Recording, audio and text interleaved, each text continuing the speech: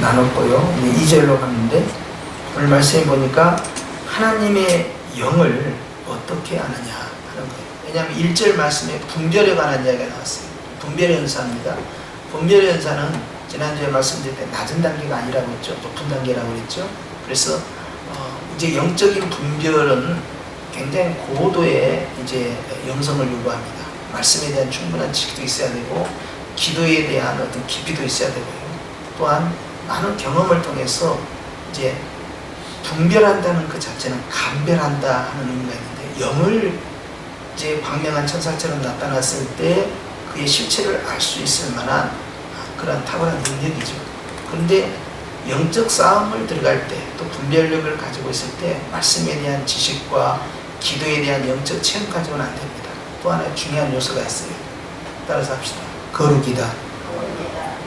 내가 하나님의 거룩 앞에 서 있을 때만 분별이 일어납니다. 그래서 내 심령이 무너진다든지, 내가 어떤 선입견을 가지고 있다든지, 또는 내 마음에 주님 앞에서 내려놔야 할 그러한 탐욕이나 죄악된 어떤 습관적 죄가 고쳐봐야 있다면 그 안에서 깨끗한 영으로 역사할 수가 없어요. 그렇기 때문에 이걸 내려놔야 되는 것이죠. 그래서 영적 분별의 은사라는 것은 일반적인 여러 가지 이제 방언의 은사, 통역의 은사, 또 이제 병 고치는 은사, 또 축사의 은사, 이런 것을 훨씬 능가합니다. 그리고 이 분별의 은사는 특별히 영적인 자신감, 즉 믿음의 은사를 전제로 해요. 그래서 고도의 훈련이 된 그러한 사람들에게 적용이 되기 때문에 말씀 자체도 이해하지 못하고 성경이 무엇을 가르치는지도 정확하게 깨닫지 못하고 사사롭게 풀기 시작하면 성경을 가지고 완전히 장난을 할 수가 있어요. 그렇기 때문에 이단들이 가지고 있는 텍스트가 성경입니다. 똑같은 성경을 보고 있는데도 이단으로 빠져나가는 거죠. 성경을 어떻게 보느냐가 대단히 중요해요. 그래서 우리가 세례를 받을 때나, 또 이제 집사로 세울 때나, 또 이제 임직을 할 때나, 심지어는 목사 안수를 할 때도 당신은 66번이 하나님의 정확무한 하나님의 말씀을 믿습니까? 계속 확인해요. 거기에서 모든 게 출발하기 때문에 그래서 성경을 어떻게 보고 성경을 어떻게 이해하느냐 하는 이러한 것들이 굉장히 중요한 부분이죠. 근데 여기에서 이제 내가 복음이 들어가기 시작해요. 자기 복음이 들어가고 자기 경험이 들어가고, 그러면서 성경에서 말씀하는 걸 전하는 것이 아니라 내가 원하는 걸 성경에서 찾아내기 시작합니다. 그리고 그것을 편집을 해서 내가 복음으로 내가 선포합니다. 그러면은 자기 신학이 나오고 자기 복음이 나와요. 성경이 무엇을 말씀했느냐에 대해서 눈을 감아버린 거죠. 성경을 이용하는 거예요. 그래서 말씀의 이단들이 나오고요. 영적인 또 다른 이단이 이제 악한 영들이요, 위장을 하고 들어온 거죠. 그래서 저것은 굉장히 경건해 보이고 굉장히 거룩해 보이고 굉장히 사랑스러워 보이는데 딱 보니까 그것이 둔갑한 거예요. 그렇게 해서 교회의 문화 속에, 프로그램 속에 그것이 같이 섞어서 들어오는데 이걸 찾아내는 것은 굉장히 어렵습니다. 그럼 이걸 무엇으로 찾아내냐? 이것이 진짜냐 가짜냐, 진짜 집회냐 가짜 집회냐 할 때는 진짜 집회가 있어야만이 가짜 집회가 구분이 되는 것처럼 말이죠. 가짜 복음을 찾아내려면 진짜 복음이 나와야 돼요. 정확하게. 그것이 캐논입니다. 캐논. 그게 성경이라는 정확한 기준치가 있어야 돼요. 기준이. 그래서 우리가 이제 쌀을 할 때도 우리가 한 대, 두 대, 세 대 이렇게 쌀을 퍼주잖아요. 그러면은 그 쌀에 한 대라는 정확한 그릇이 있어야 될 거 아닙니까? 또 키로를 단다면 정확한 저울이 있어야 돼요. 이걸 장난질하면 안 되잖아요. 그것이 캐논이에요. 이게 가운데 중심을 잡고 있다 이 말이죠. 그래서 성경의 그 중심을 잡고 성경을 가지고 주님이 주신 66권 말씀으로 이제 진짜와 가짜를 구분을 하고, 그 다음에 기도로 들어갔을 때는 성경과 함께 두 번째로 나타난 이 기도가 이제 실제 영적인 관계 속에서 저것이 진짜 영인지 가짜 영인지, 내가 본 꿈이 뭐냐, 내가 본 환상이 뭐냐, 내가 들은 음성이 뭐냐, 이걸 정확하게 이제 그런 영적 체험을 하는 사람들이 자의적으로 해석을 하기 시작합니다. 무엇을 본 것도 주님이 주신 것인지 사단이 준 것인지 자기 마음에서 지어져 나온 것인지도 구분도 안 되고, 이 자체가 분별이 안 된 거예요. 그 다음에 그것이 설사 어디서 왔다는 걸 안다 하더라도 그에 대한 해석을 임의적으로 해석하기 시작하는 거예요. 그러면서 이제 전혀 엉뚱한 결과를 만드는 거예요. 이것은 분명히 하나님의 나팔, 경고의 나팔인데 이것을 축복이라고 해석해버린 거예요. 이런 식으로. 그러면서 이제 일반 세상 사람들이 이제 꿈 해몽하는 거 있잖아요. 가령 이번에 내가 똥 밟았다. 꿈에 똥 밟았는데 이것은 재물의 복이 들어올 거다. 그런 것을 그대로 적용하는 거예요.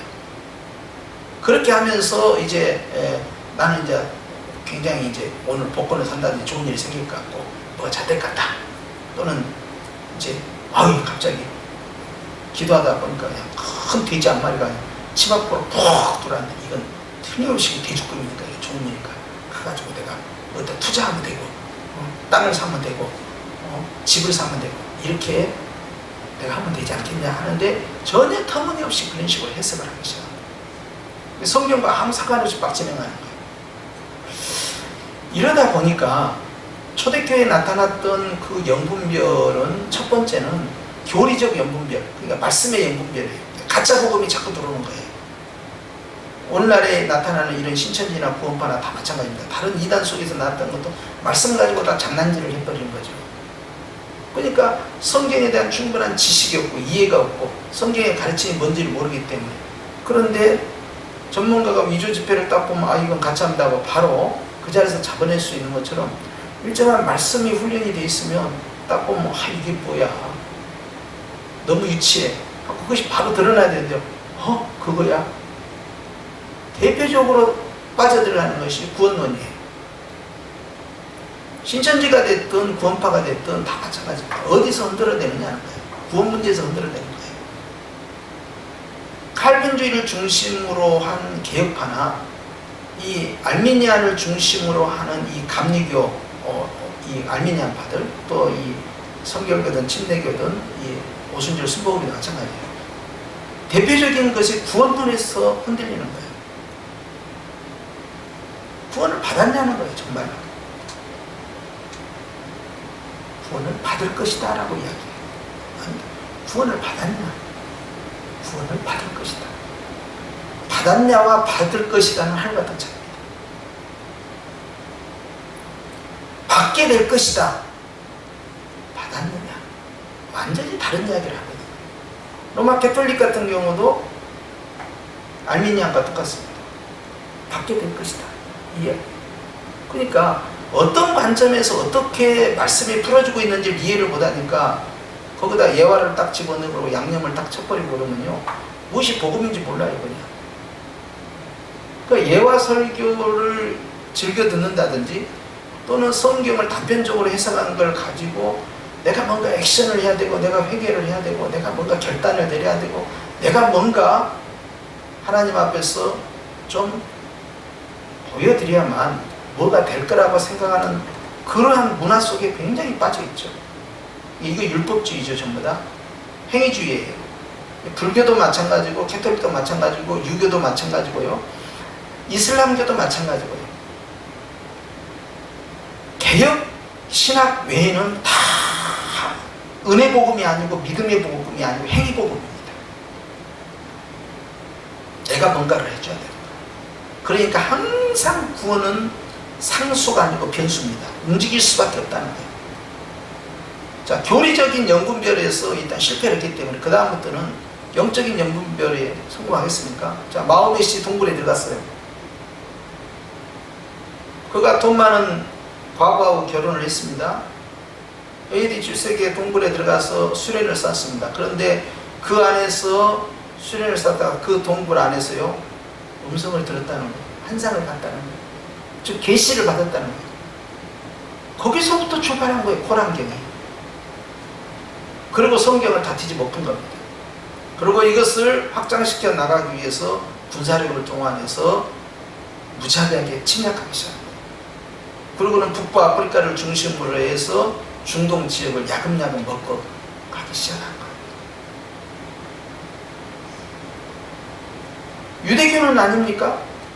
예수님께서 유대교에 대해서 굉장히 배타적으로 나간 건 뭡니까? 그들은 철저히 율법주의, 즉 행위주의예요. 뭔가 해야만 구원을 얻는다라고 계속 주장해요. 하나님의 은혜로 구원하는 게 아니에요. 오직 믿음이 아닙니다. 그러니까 내가 끝까지 뭔가를 잘해야 된다는 거예요. 근데 말씀 가운데 그런 것이 양념을 쳐 들어가면요, 교회는 굉장한 각성이 일어납니다. 권사님 똑바로 사세요. 권사님 그렇게 사시면요 천국 갈 수 있어요? 하나님 마음 그렇게 아파드리고 천국 갈 수 있어요? 주일 성수 그렇게 안 하면 천국 갈 수 있어요? 헌금생활 그렇게 해서 안 돼요. 순종하려면 확실하게 순종을 해야지. 그래가지고 천국 갈 수 있어요? 이게 먹혀 들어갑니다.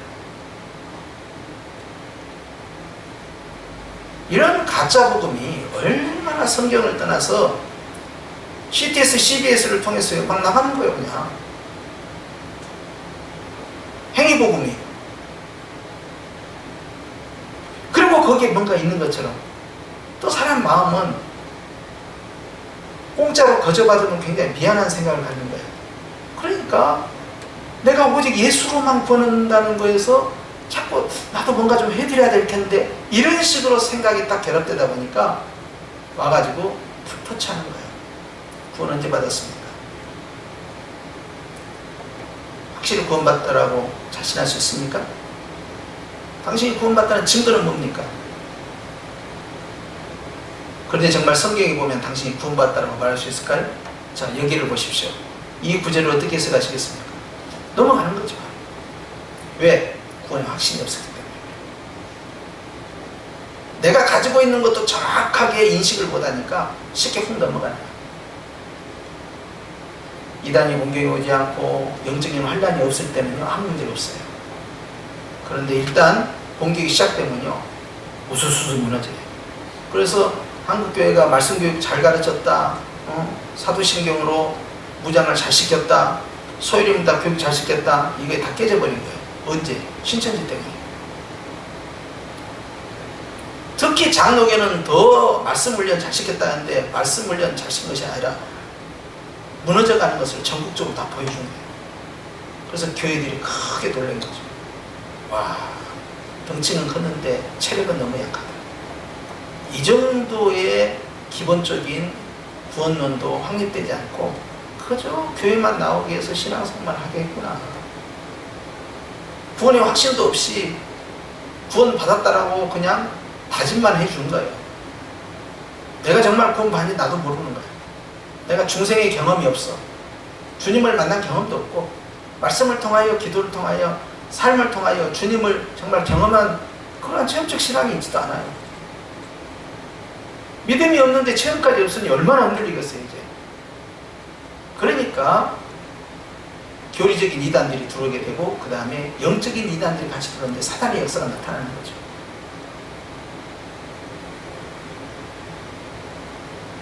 교회 후기로 내려갈수록, 즉 사도들이 이제 다 떠나가고 사도 요한만 남아있는 그러한 1세기 말로 내려갔을 때는 많은 이단들이 등장합니다. 그래서 요한도 적그리스도가 나온다 했지만 지금 많은 적그리스도가 나왔다 할 정도로 굉장히 의외로 교회 안에서 이단들의 활동이 활발해집니다. 그런데 주님께서 마태복음 24장 말씀에 종말에 예수님 오실 때는요 엄청나게 많은 적그리스도들이 등장한다. 거짓 선자들이 등장한다. 가짜 복음이 등장한다. 그리고 내가 여기 있다 저기 있다 말을 하면서 미혹하고, 한국말에도 내가 예수다 내가 하나님이다 하는 사람이 60명이 넘어요. 지난번 말씀드렸잖아요. 어느 책이 하나 왔더라고요. 그 책을 보니까 자기가 예수고 자기가 여호와야. 와, 감히 책에다 인쇄를 해서 그것을 교회마다 보내는 거예요. 이 벌건 대낮에. 이렇게 형편없는 한국교회 상황이 돼버린 거예요. 신천지가 벌건 대낮에 어깨띠 메고 우리가 진짜 복음이라고 그렇게 주장하면서 전철역에서 전도지를 나누는 것은 전에는 생각 못했어요. 초창기 활동할 때는. 근데 지금은 다 해버립니다. 종교의 자유라는 거죠. 그리고 교회마다 가가지고 그냥 다 이상한 편지 다 꽂아놓고 이메일 다 추적해가지고 전부 목사님들한테 교인들한테 다 보내기 시작하고, 여기 진짜 천국복음 있다고 하고 종말의 시대 마지막 인침받은 자가 대한다고 재림주를 만나야 된다고 이렇게 하면서 다 보내는 거예요. 이렇게까지 벌건 대낮에 드러냅니다. 동성애는 그렇지 않습니까? 동성애 우리가 10년, 20년 전만 해도 동성애가 나올 때 동성애에 대해서 별 생각했어요? 쟤들 왜 저런다냐? 아주 지극히 소수의 유별난 사람들만이 하는 이야기를 생각했잖아요. 지금은 이것이 정치계고 또 사회단체고 할 것 없이요. 이게 차별금지법으로 들어가면서요. 이건 인권의 문제다 해가지고요. 아주 이걸 공론화시키고요. 정부 자체가 이걸 지원을 하는 거예요. 한국교회는 굉장히 무력감을 느끼는 거죠. 어제는 어떤 분이 부천에서 인권조례를 제정하려고 했는데 그것을 부천에 있는 교회들이 연합을 해가지고 결국 그 부결을 시켰다고 그 소식을 전해왔더라고요. 지역마다 이제 각계전투로 싸우고 있는 것이죠. 지방자치가 되니까. 지금은 이제 그런 세상이 됐어요. 옛날 같으면 교회가 중대한 도전을 받는다 그러면 전부 시청 앞에 모입시다.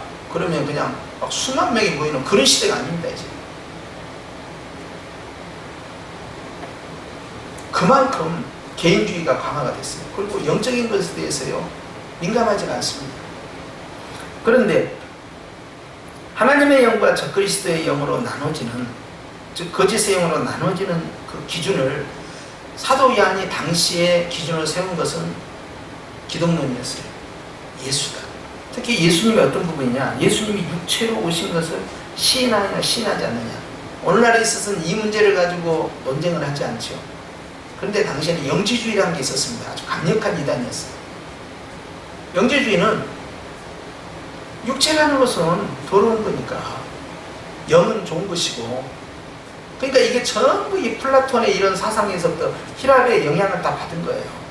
그러면서 예수님이 육체로 오신 것이 아니라는 거예요. 그러니까 육체를 죽은 예수와 부활하셔서 승천하신 예수를 구분을 시켜야죠. 그래서 예수님이 몸으로 오셨다는 그 자체를 거룩하고 하나님으로 왔다는 것을 받아들이지 않겠다는 거예요. 육은 더러운 거니까. 이런 식으로 하면서 영주주의가 나오는데, 나중에 요한계시록에 가면은 스테반의 그 순교 때 등장한 7 지사 가운데 하나가 니골라입니다. 근데 니골라 이름을 딱 걸어놓는 거예요. 예수님께서 내가 니골라 당을 미워한다. 니골라도 마찬가지로 영주주의입니다. 바울 입장에서는 유대인 중심의 율법주의와 복음과 싸워야 되는데, 그것은 내부적인 싸움이었잖아요. 그런데 이제 외부적으로 또 다른 문제가 발생한 거예요. 그건 뭐냐? 거짓복음이라는 건 뭐냐? 그것은 바로 영지주의와 같은 것입니다. 이것은 헬라적 철학 문화에서 같이 접목해서 들어온 거예요. 그러다 보니까 이제는 싸움의 대상이 더 확장이 된 거예요. 그래서 성도들에게 말씀을 가르치게 된 거죠.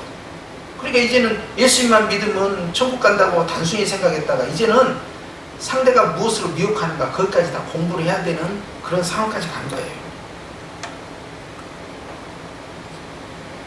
육체를 결국 부정하는 그러한 영지주의에 의해서 2절에 나타난 대로 예수님이 육체로 오신 것을 시인하느냐 시인하지 않느냐를 기준으로 삼았다. 이게 그 당시 상황입니다. 그러면서 3절로 갑니다. 시작. 예수를 시인하지 아니하는 영마다 하나님께 속한 것이 아니니 이것이 곧 적그리스도의 영이니라. 오리라 한 말을 너희가 들었거니와 지금 벌써 세상에 있느니라 하면서 예수님을 나타냈어요. 예수님의 육체 문제를 가지고 예수님이 참 인간이시고 참 하나님이라는, 이걸 양성론이라고 하는데 이 두 가지 이중성을 인정을 해야 돼요.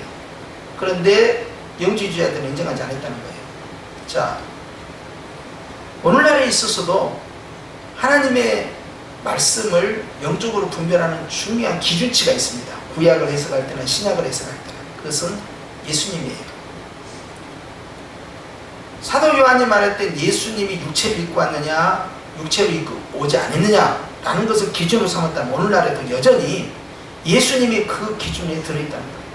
그러니까 구약 속에서도 예수님이 발견돼야 되고 신약 속에서도 예수님이 발견돼야 되고, 성령 하나님께서 하시는 일이 예수님을 나타내는 일입니다.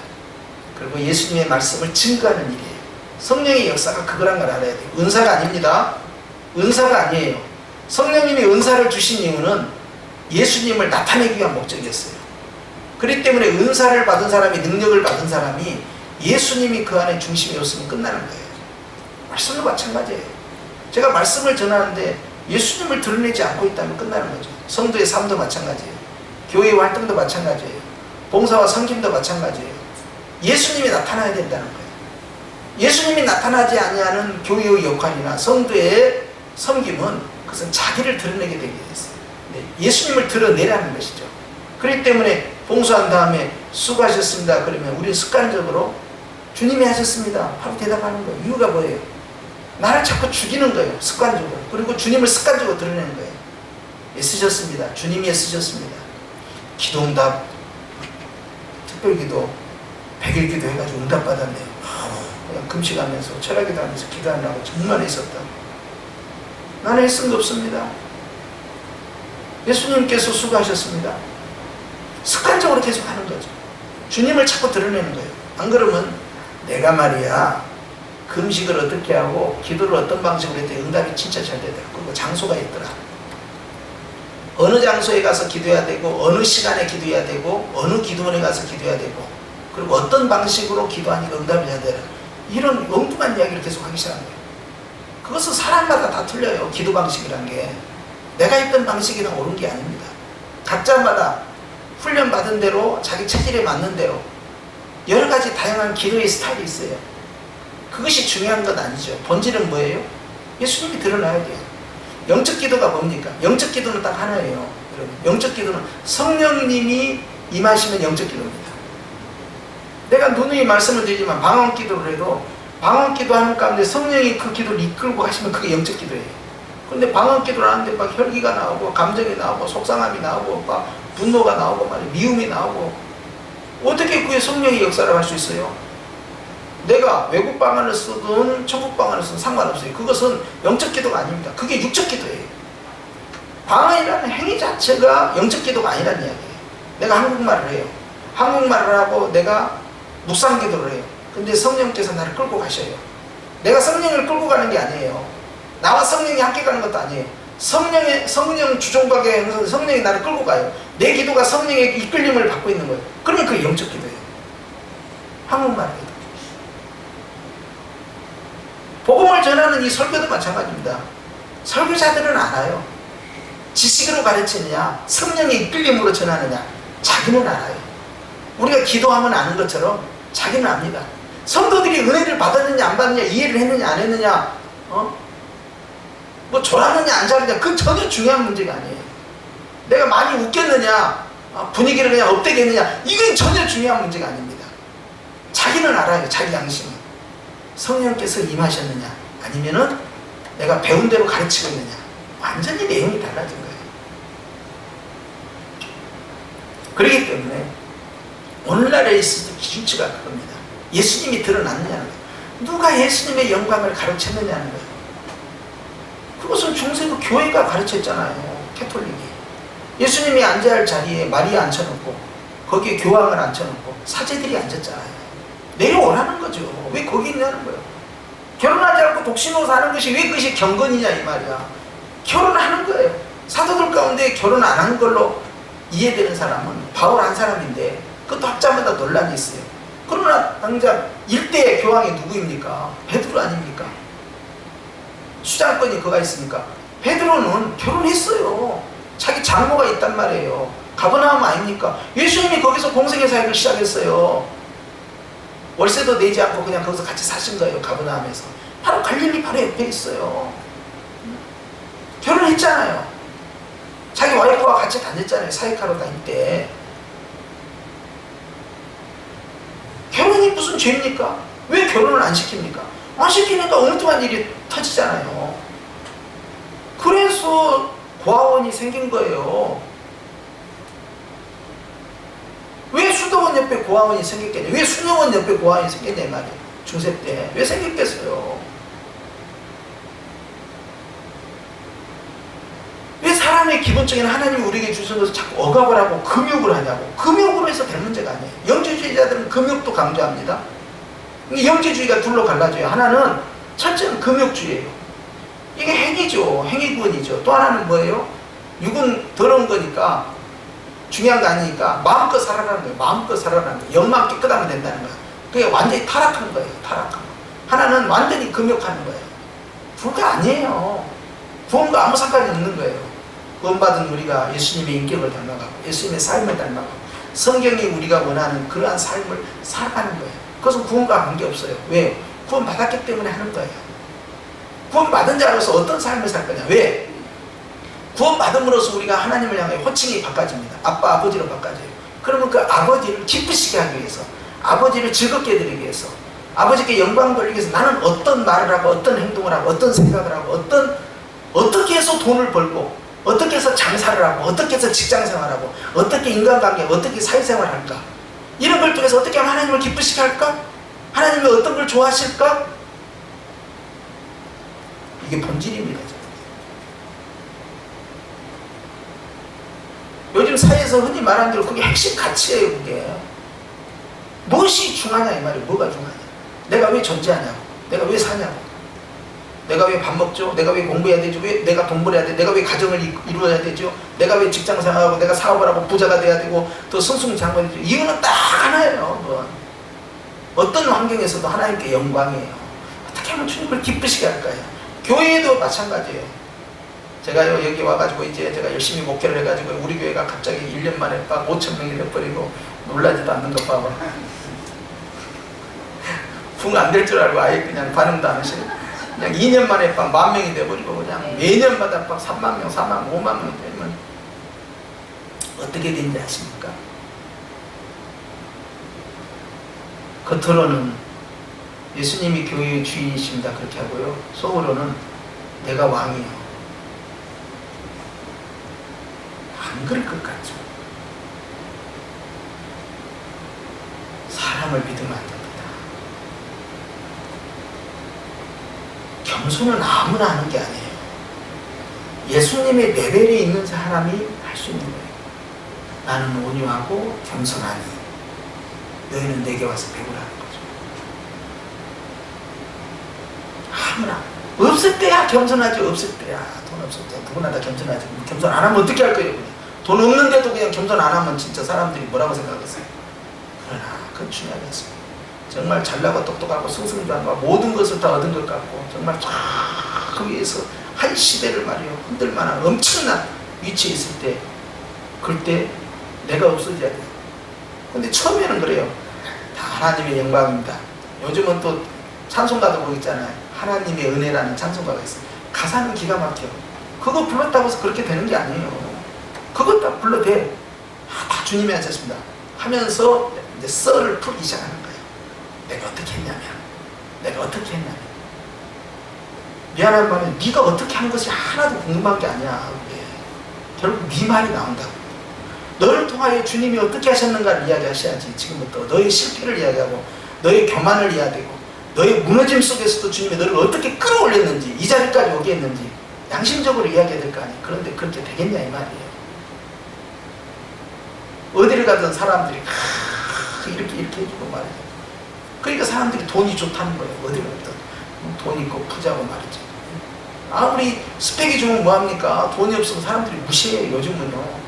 경제가 힘이에요. 요즘은 어디를 가든 어느 분야든. 교회는 아니에요. 지난번 말씀드렸잖아요.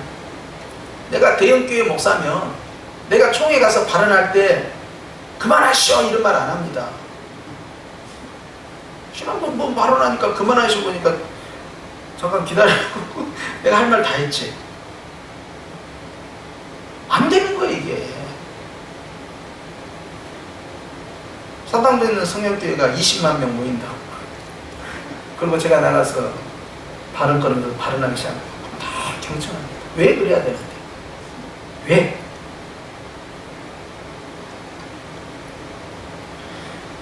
적그리스도는 누구냐는 거예요. 우리 안에도 적그리스도가 들어올 수 있다는 거예요. 주님을 높이지 않으면 이건 다 이단이야. 교회 안에서. 내가 교회를 개척했어. 내가 교회를 개척해가지고 내가 교회를 막 몇천 명, 몇만 명 만들었어. 그러니까 네 교회냐 그게? 주님이 어느 날 주목사야 지금 몇 명 모이냐? 예, 5만 명 모입니다. 교회를 떠날 수 있겠느냐? 가야죠. 어디로 갈까? 국내에 있으면 안 되겠다. 자, 멀리 남미로 가거라. 가고만 주님만 가신다면 가오리다. 그렇게 될 것 같아, 안 될 것 같아? 안 된다니까. 왜 안 돼야 되냐고, 그게. 내 것이 어디가 있어요? 가족이 내 거요, 자식이 내 거요, 건강이 내 거요, 인생이 내 거요, 교회가 내 거요.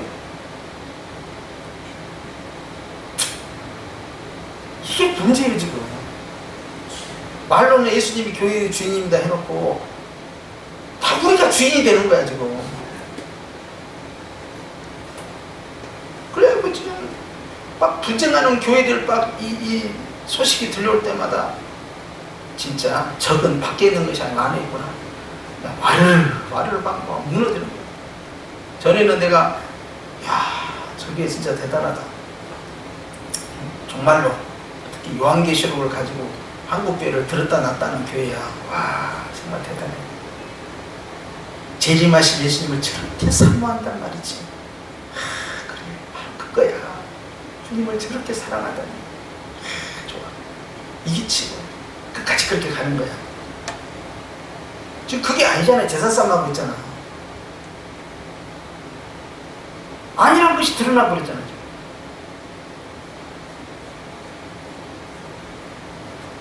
정말 부끄러운 일이에요. 우리가요, 예수님이 나타나지 않고 예수님이 전부가 되지 않으면요, 정말 큰 시험 앞에서요, 우리는 다 무너져 버립니다. 주님은 우리에게 필요 조건이 아니고요, 충분 조건이에요. 주님 한 분으로 충분하다는 그 고백은요, 정말 사실이 돼야 됩니다. 열등감을 느끼면 안 돼요.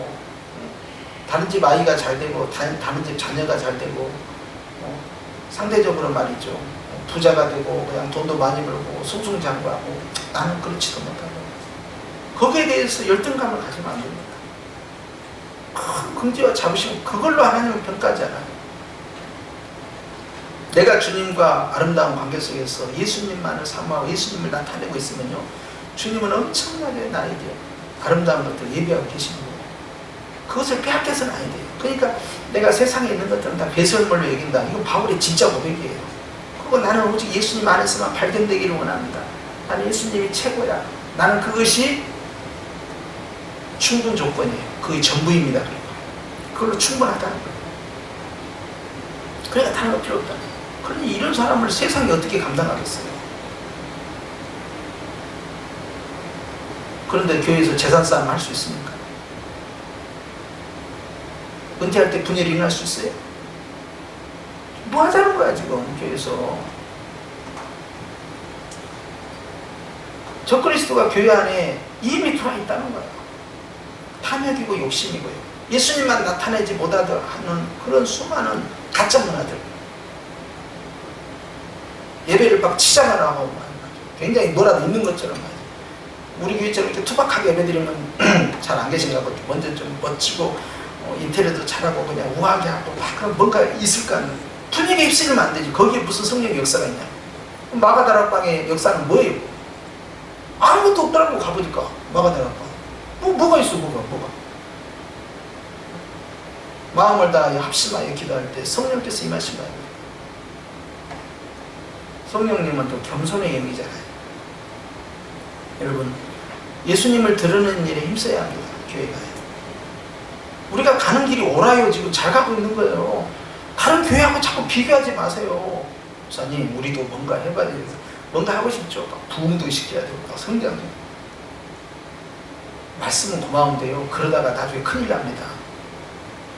그 말 이면에 뭐가 따라오더라요. 같이 나도 모르는 사이에.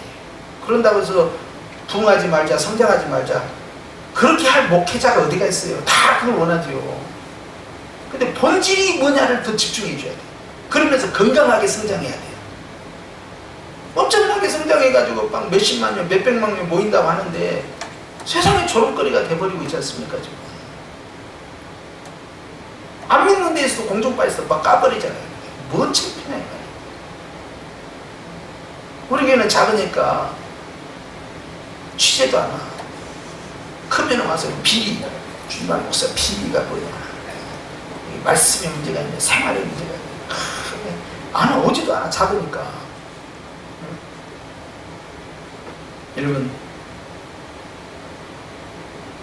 우리가 예수님만을 사랑하고 예수님 말씀에 순종하고 예수님만을 높여드리고 예수님을 닮아가며 주님 앞에 나아가는, 주님과 함께 동행하는 그런 믿음의 본질을 부끄러워하지 마시고 성공이라는 함정에 빠지면 안 됩니다. 그렇게 믿었기 때문에 성공해야 한다는 생각을 싹둑 잘라버려야 돼요. 그거와 상관없다는 겁니다. 그것이 없다 하더라도 아무 상관없는 거예요. 계속 정직한 자의 계로로만 계속 가야 돼요. 내가 굳게 지켜야 할 것이 뭐냐 이거예요. 본질이 뭐냐 이 말이에요. 흔들리면 안 돼요. 그렇기 때문에 주님 앞에서 나와의 주님과의 아름다운 그 관계가 매일매일 진행될 때 여러분 그 안에서 진정한 영적인 만족감과 행복을 찾으시길 축원합니다. 그리고 절대 부러워하지 마세요. 예수님만 더욱더 사랑하는 교회. 그래서 내가 지난주에 이런 교회가 되게 하소서 그 찬양을 왜 불렀겠어요? 내 마음의 고백이에요. 진정한 교회가 되고 싶어요. 하나님이 기뻐하시는, 성령님이 앞서가시는 교회, 주님이 다스리시는 진정한 그 교회, 예수님만이 높아지는 그 교회, 내가 원하는 간절한 모습이에요. 우리가 그런 교회를 얼마든지 만들 수 있습니다. 앞으로도 그런 방향에서 우리는 같이 연합해서 가는 거예요. 할렐루야. 오늘 주 안에서 여기에 있는 우리부터 그러한 마음을 다져봐 간다면 하나님께서 놀라운 역사를 보여줄 믿습니다. 기대하십시다.